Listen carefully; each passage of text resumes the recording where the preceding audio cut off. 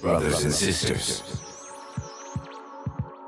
A moment with God can change everything. Listen, reflect, and be blessed. Here's today's scripture.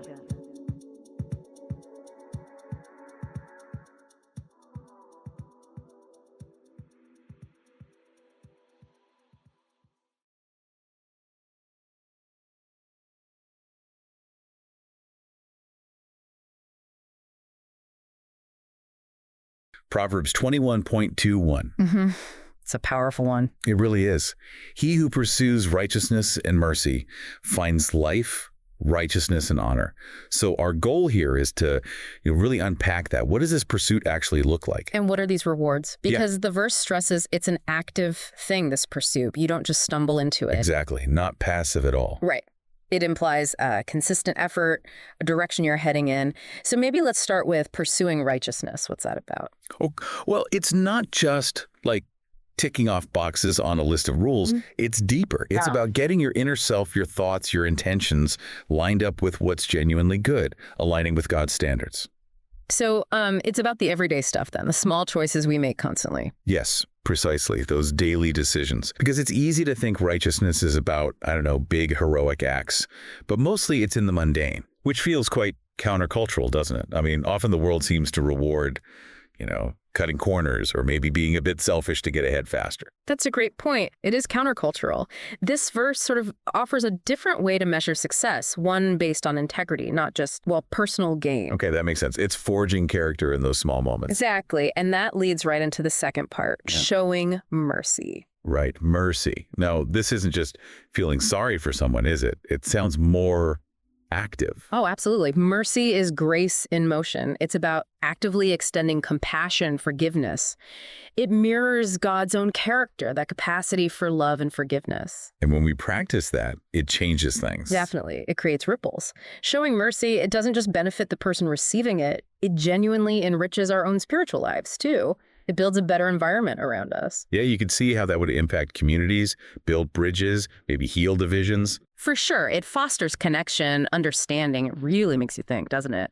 How can you, listening now, consciously choose to show a bit more mercy today? Good question. Okay, let's turn to the payoff then, the rewards.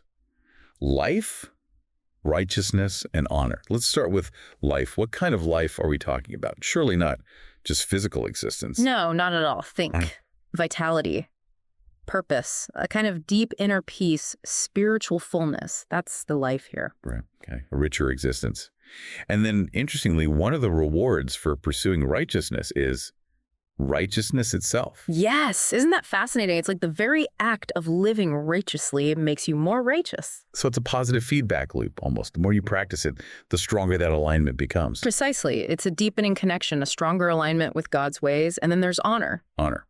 Now, this probably isn't about seeking applause or, trying to get famous. No, I don't think so. It seems more like respect, recognition that comes naturally from living a life of integrity. Earned respect, maybe, from God and from others, just because of the way you live. Exactly. It's a consequence of character, not a goal in itself. You don't chase this kind of honor. It finds you when you pursue righteousness and mercy. So pulling it all together, the big idea seems to be living this way, actively pursuing what's right, actively showing compassion.